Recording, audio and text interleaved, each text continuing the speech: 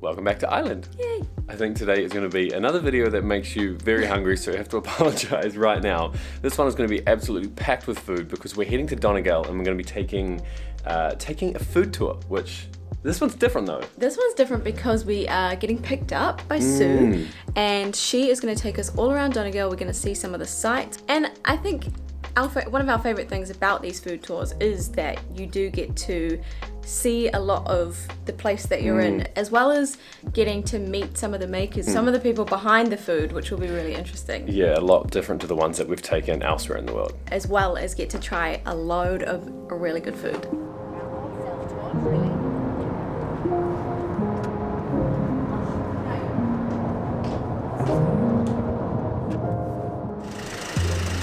Wow. This is beautiful. This is our first stop. This lake down here, we were just being told the story about it, and there was a translation problem. So people know it as the poisoned lake, but it was meant to be called the heavenly lake, so quite different. So we're with Sue from Donegal Food Tours. Our driver Henry as well is actually a tour guide also. So we're talking about food and about history and about all of this sightseeing, and honestly where we're standing right now, this is absolutely beautiful. This right now could be the South Island in New Zealand. It is absolutely not claiming it, just saying that New Zealand is also beautiful, and this is just rolling mountains. We've got sun, which is very special. We've got a lake here, just there's a little bit of water on all the greenery and everything as well. It's a perfect start. Kind of come on to another headland, Downings, and we'll go to a seafood restaurant. It was actually just voted like in the top 100 lunch places in Ireland. Then we're going to come back and have some pizza slices and some beer. Oh wow. You are talking our language. You've literally named top 3 all the stuff. Our first stop for food is called Organic Garden, and we've just been shown around the grounds by the owner. They grow everything here, and not only that, they make food from it, and they also teach local people, or pretty much anyone that wants to come here, and all about like gardening practices, how to like grow things ethically, and you can go to like gardening school, I guess. It's a really cool idea. So we're really excited to try. They've got a pesto and a hummus inside waiting for us, and it's all been made out of everything in that garden. And dogs running around as well. I think his name's Buster. He's behind. Buster's coming. He's so cute. Buster! Come here, Buster.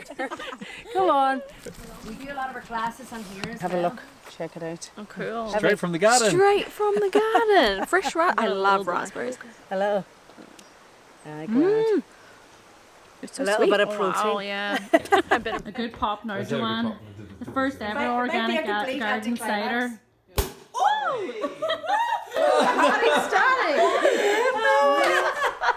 This is my fault. We were told that there was some cider here that was not quite ready, and I was like, well, it'd be lovely if we could pull it out and try it because it was all completely homemade, all from here. Might not actually be ready, but yeah. It doesn't smell too bad. It smells good. That smells like apples. That's actually really delicious. It's really dry. It's super crisp. That's how a cider should taste. I'm excited. That's absolutely delicious. See, I was right.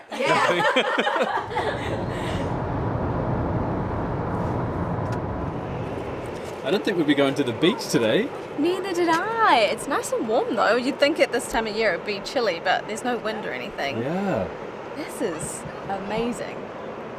This is Marble Hill Beach, I think it's called, and we've come to a place called The Shack, and the name is kind of pretty straightforward. And why is it called The Shack? It's because it's a shack, and it's the best kind of shack because they serve coffee. The first people to roast beans in Donegal about 4 years ago, and it's literally right on the beach. I mean, everyone's just, it's a Sunday, everyone's out walking, got their dogs out, families out together, eating ice cream and drinking coffee. Good times. That's a good start.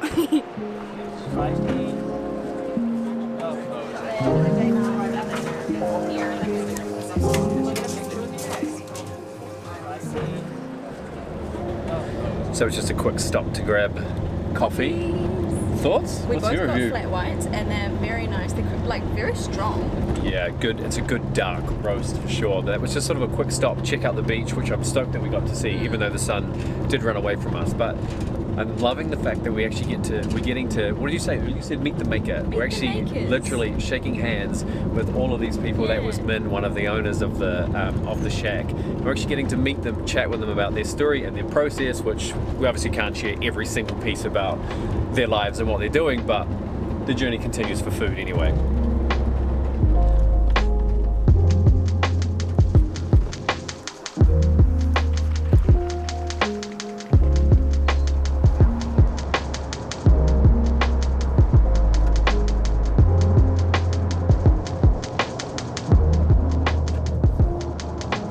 Start off with the squid.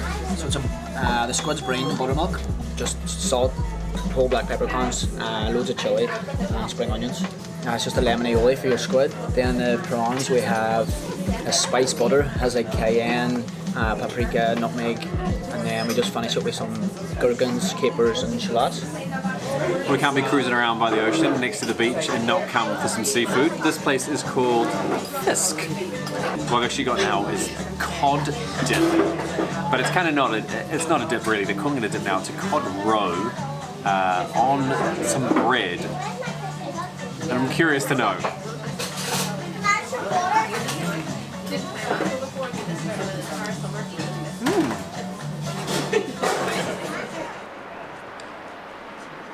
I probably used all the audio of Tony, who was one of the owners there, that was explaining to us this platter of food.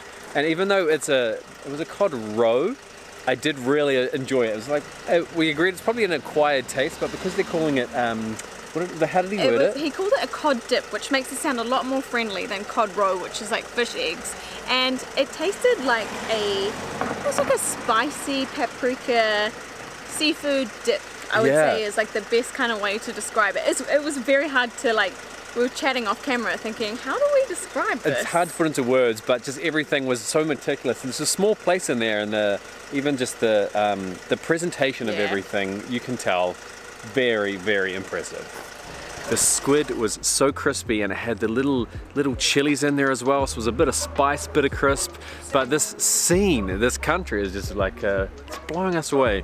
We're right here looking out over the beach, a little bit of a holiday park. It is quite the scene to be sitting here and having some seafood as well. Get some sort of in the new year, like I suppose as a whole we decided to like just. Next stop is called the Goose and Gander. This place is a pizza. Pizza is their specialty. You can see these ovens here. So we just met the owner Chris and the head chef Chris, and I had no idea that pizza's cooked in the official proper like stone oven like that, are like instantly done. As I'm clicking, I'm holding the pizza cutter myself.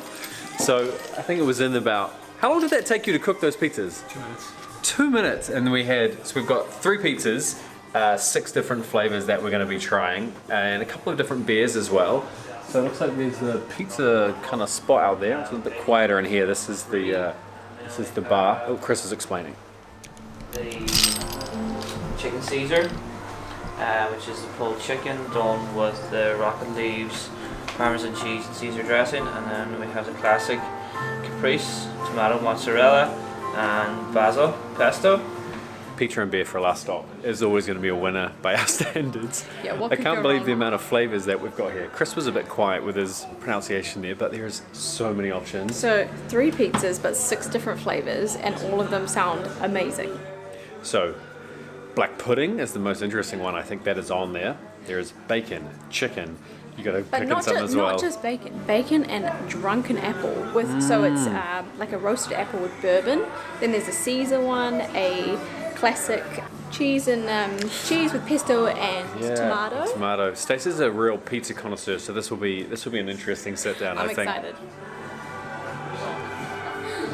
So, I kind of feel like the classic was going to be my favorite, the mozzarella with the pesto and the tomato. That was amazing. But surprise entry into first place has to be the bacon with the drunken apple. I've never had those 2 flavors together before, and it was really good.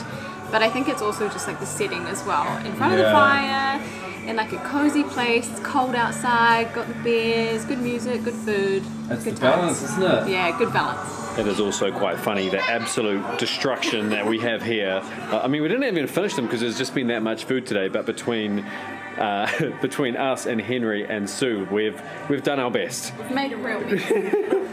What's this?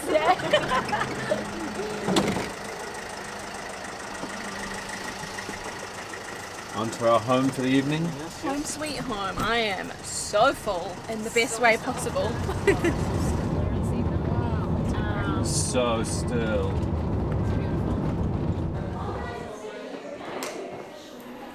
How good is this? Had an enormous day of eating and exploring. It was about 5 or 6 hours, and now we've had maybe 2 or 3 hours to kind of relax, settle our stomachs a little bit so that we're making space to eat some more. We're staying at this place called Castle Grove, and we're in like the drawing room at the moment. We've got some cider and strawberry gin. Is that what we went for? Mm-hmm. Just sitting here with the fireplace, just so cozy. oh, this is a very good life right now.